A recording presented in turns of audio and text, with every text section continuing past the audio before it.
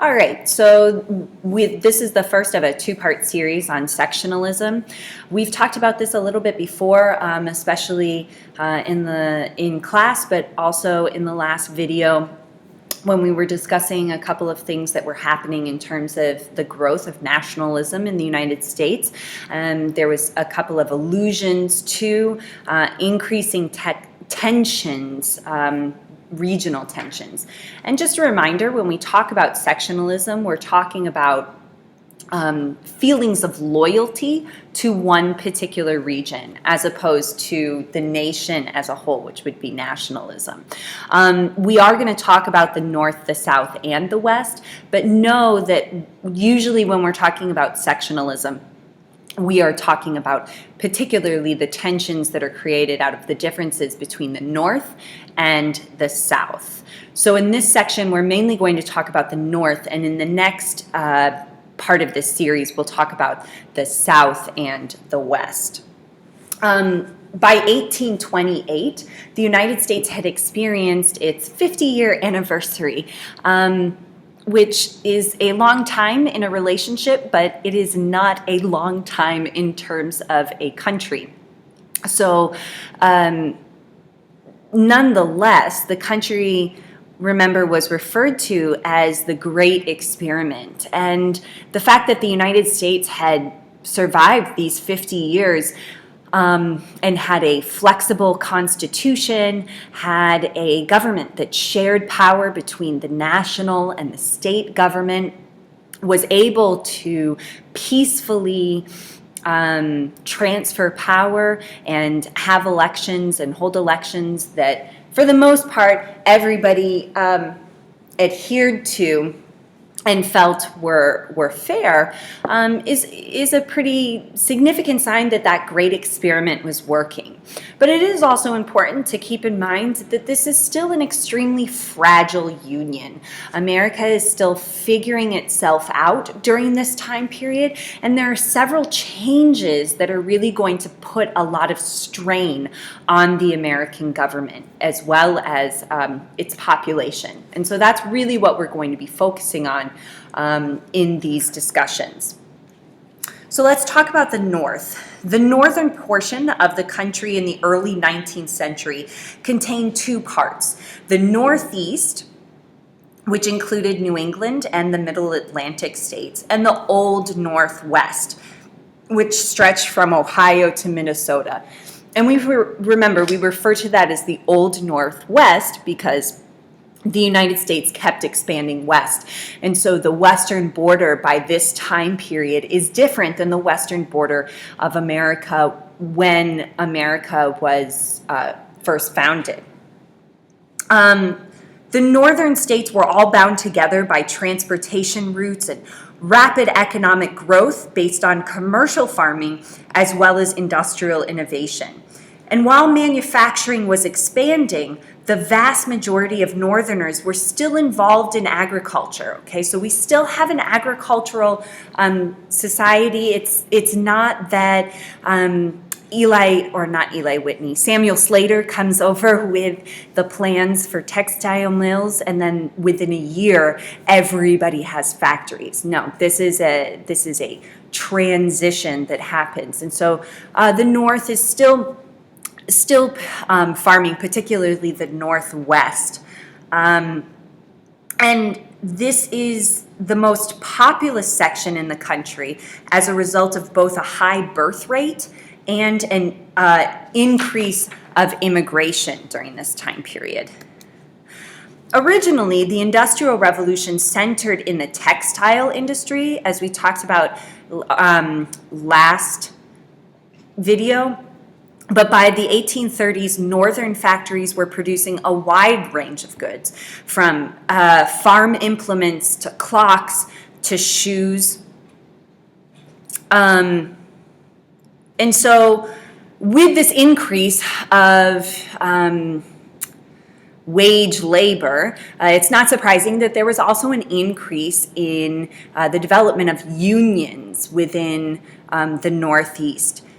So Industrial development meant that large numbers of people who had once earned their living as independent farmers and artisans became dependent on wages earned in factories. And with the common problems of low pay, long hours, unsafe working conditions, urban workers in different cities organized both unions and local political parties to protect their interests. In fact, the first U.S. Labor Party, which was founded in 1828, there's the bell, in 1828, succeeded in electing a few members of the city council. And for a brief period in the 1830s, an increasing number of urban workers joined unions and participated in strikes. There were a couple notable victories that the union movement was able to achieve during this time period. One of them was in 1842 when the Massachusetts Supreme Court ruled in Commonwealth v. Hunt that peaceful unions had the right to negotiate labor contracts with employers. Now, keep this in mind because we are going to then discuss what peaceful unions mean later when we talk about the development of American labor and of American unions. Also during the 1840s and 50s, most state legislatures in the North passed laws establishing a 10-hour workday for industrial workers. But these improvements continued to be hampered by three significant factors, the first of which being continued depressions. The second is that employers and courts were not in favor of unions, and the ever-growing abundant supply of cheap labor from the immigrant population made it difficult for unions to maintain strikes. So, and try to secure a higher wage. That's something that was discussed in the last video. Now, I want to take a second to examine this graph here of U.S. manufacturing by region in 1860. So that's kind of like the tail end of what we're discussing this unit. And you can see here that the North Atlantic clearly is the leader when it comes to manufacturing regions in the United States. And it's no surprise that as the North's urban population grew, that there were going to be problems that grew out of that as well. Just to give you an example of this growth, out of the North's urban population,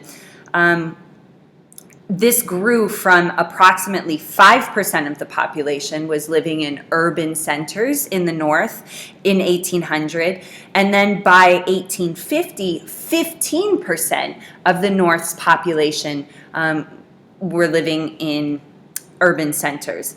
And as a result of that rapid growth, slums also expanded. Crowded housing, poor sanitation, infectious diseases, and high rates of crime soon became characteristics of large working class neighborhoods.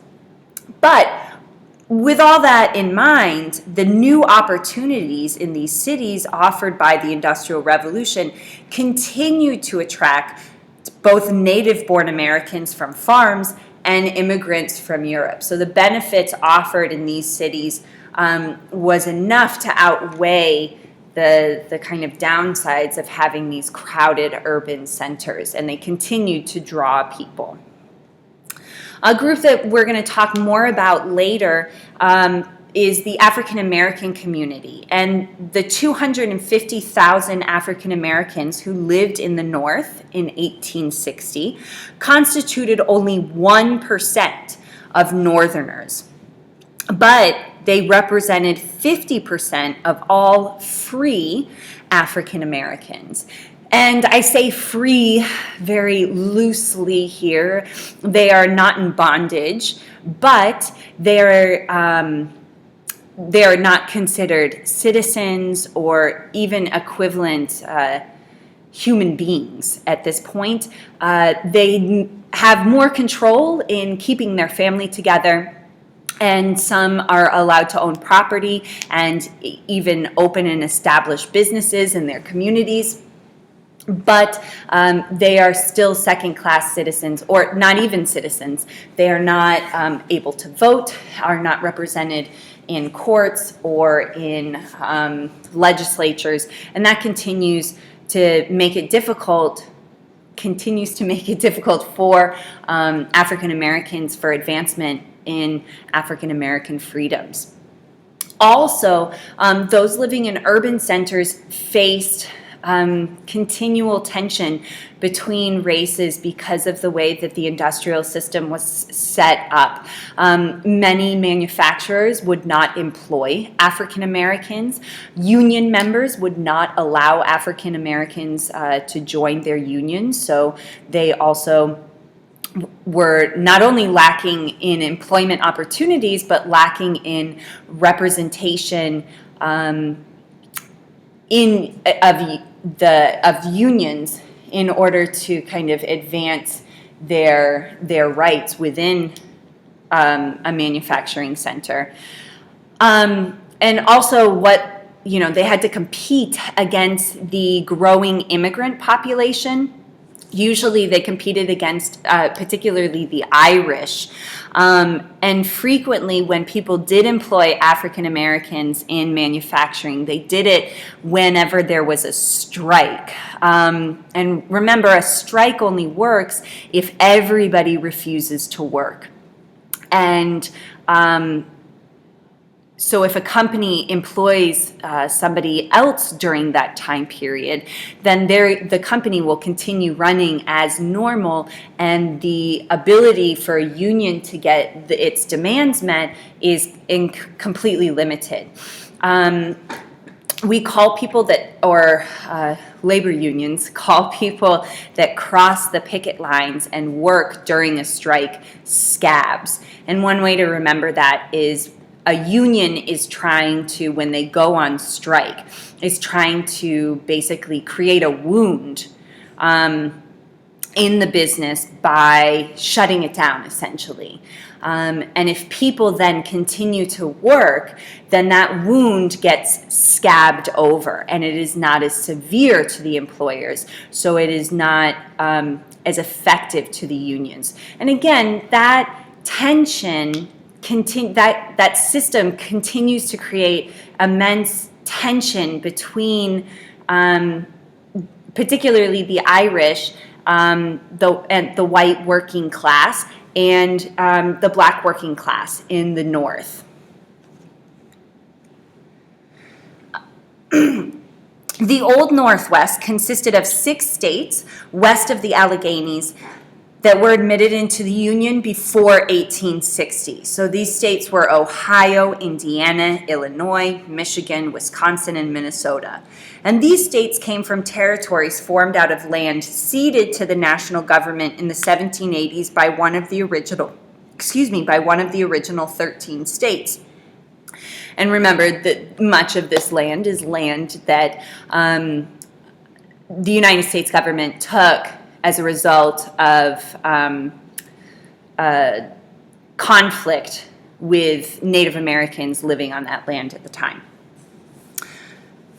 So also the procedure for turning these territories into states was part of the Northwest Ordinance, which I'm sure you all remember, and if you don't, you better go back and check that.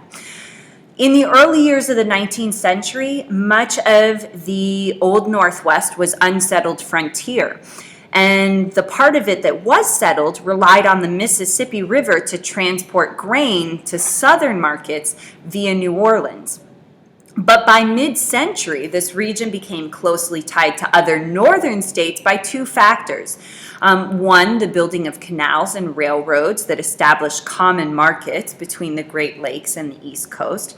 And 2, the continued military campaigns by federal troops that drove American Indians from their lands.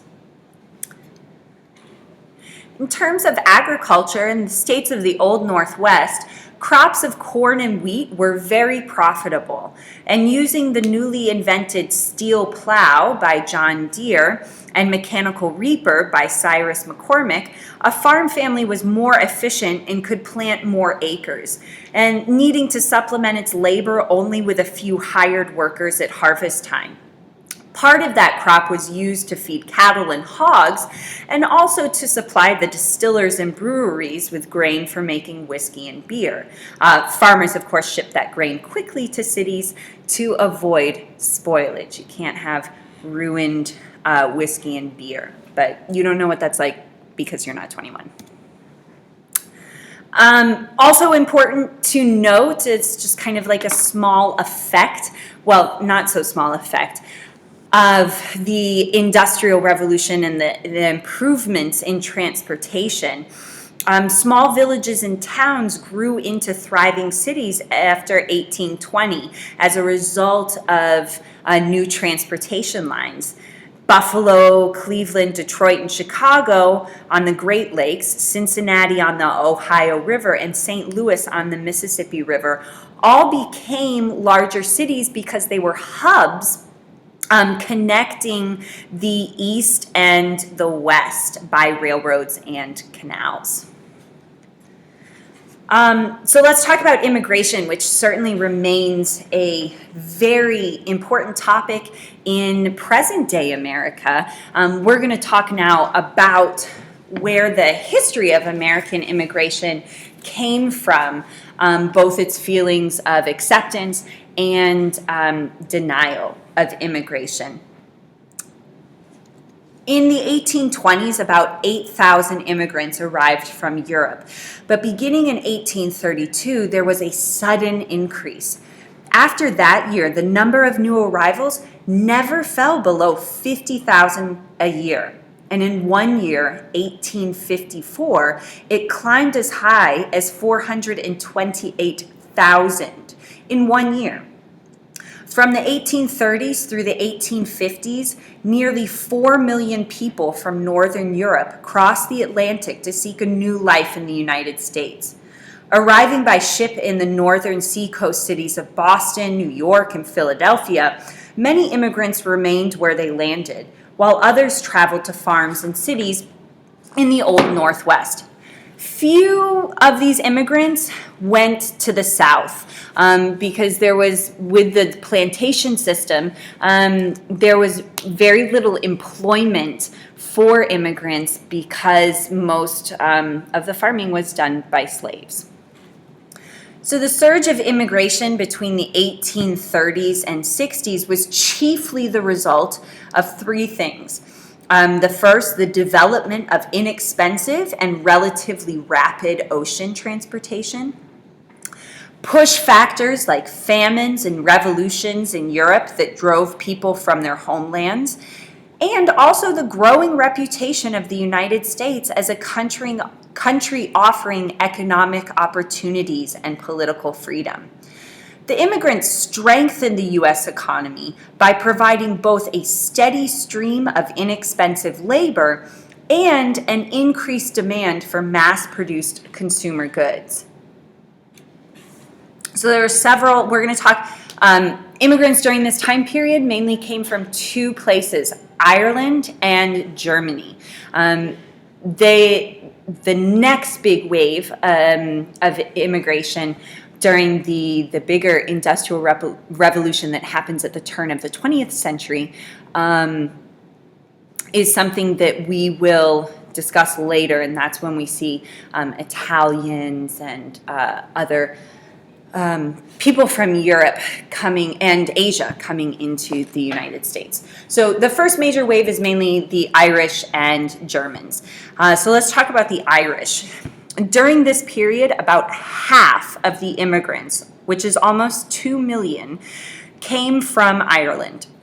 And these Irish immigrants were mostly tenant farmers, driven from their homeland by the potato crop failures and a devastating famine in the 1840s.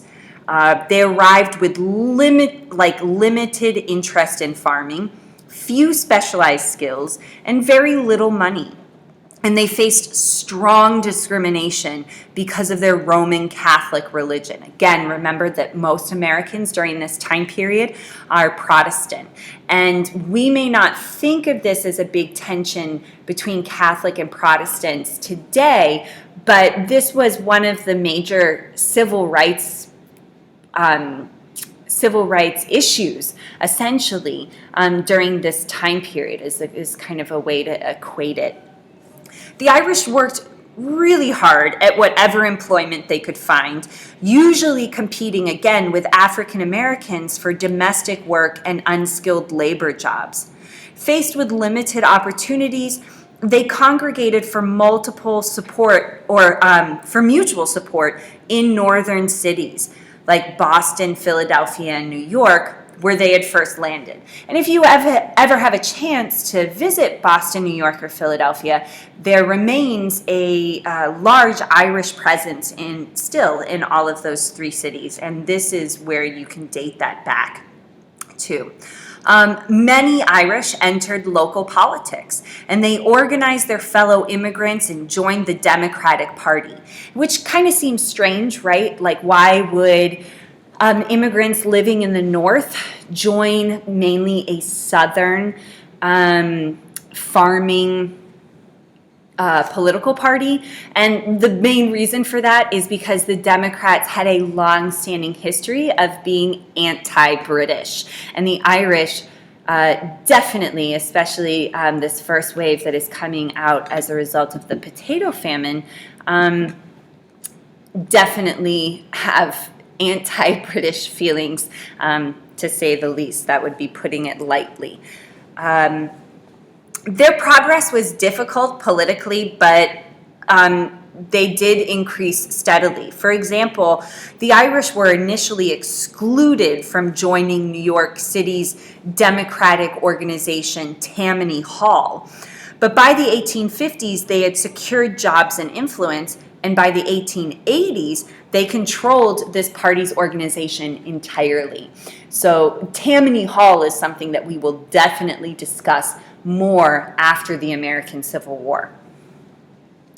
In terms of the Germans that were coming over to the United States, their reasons were both because of the economic hardships and the failure of the democratic revolutions in 1848.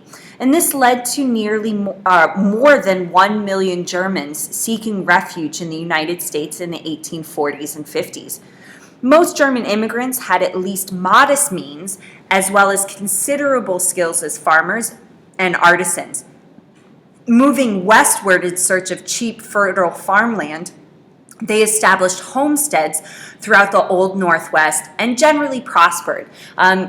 Keep in mind that this is a little bit different. The Germans were coming into America in a bit of a different status as far as economic status goes and interests go. There is that contrast between Irish immigrants and German immigrants. At first, in terms of political influence, their political influence was very limited. But as they became more active in public life, many strongly supported public education and will staunchly oppose slavery. So it's no surprise that there was this kind of, with this great amount or this great wave of new people coming in to the United States, that this would increase tensions. And many native-born Americans were alarmed by the influx of immigrants, fearing that newcomers would take their jobs and also weaken the culture of the Anglo majority. Right? This is still something that we hear today. And so we call that fear nativism. And it's a rejection of newcomers. It's and the people that believe in this philosophy are referred to as nativists. And these nativists were Protestants who deeply distrusted the Roman Catholicism practiced by the Irish and many of the Germans. In the 1840s, Opposition to immigrants led to sporadic rioting in the big cities and the organization of a secret anti-foreign society called the Supreme Order of the Star-Spangled Banner. It's kind of a giant name. Later, that society is going to turn towards politics. It's going to take its objectives and try to enter the political realm in the early 1850s.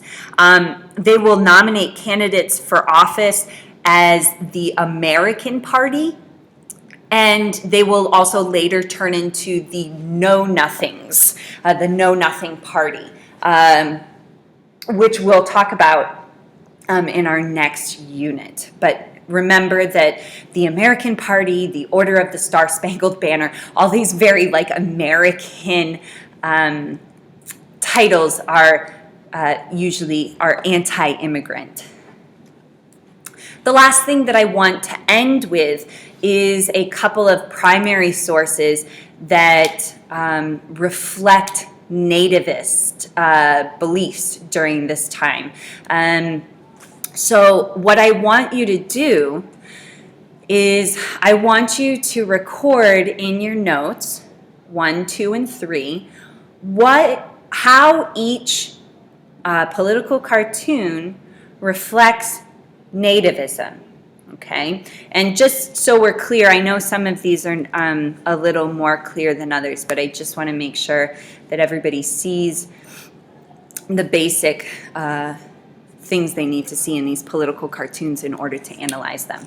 In the first cartoon, there is a house on a ship that is crowded with people, and the house says, "Poor house from Galway." Okay. Also take notice of the flag and the ship to the left of it. Number 2 is, oh gosh, there's a lot going on in this one.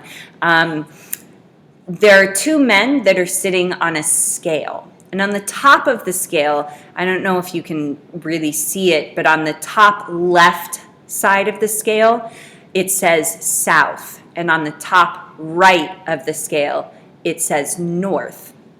And under the man on the left, the plate of the scale says black. And under the man on the right, the plate on the scale says Irish. Okay. Number 3 is also probably one of the most popular political cartoons. I wouldn't be surprised if you see this later on your AP exam. So you have 2 men, and in between them they are carrying a box, and this box says the word votes on it. Okay, and then on the left there is a man, and he is in a barrel that says Irish whiskey. And on the right, there's the man is in a barrel that says lager and beer, and the beer is spelt in German B-I-E-R. So also take note of everything that is happening in the background as well as the foreground of that political cartoon. So again, how do each of these 3 political cartoons represent nativism? And be specific, okay?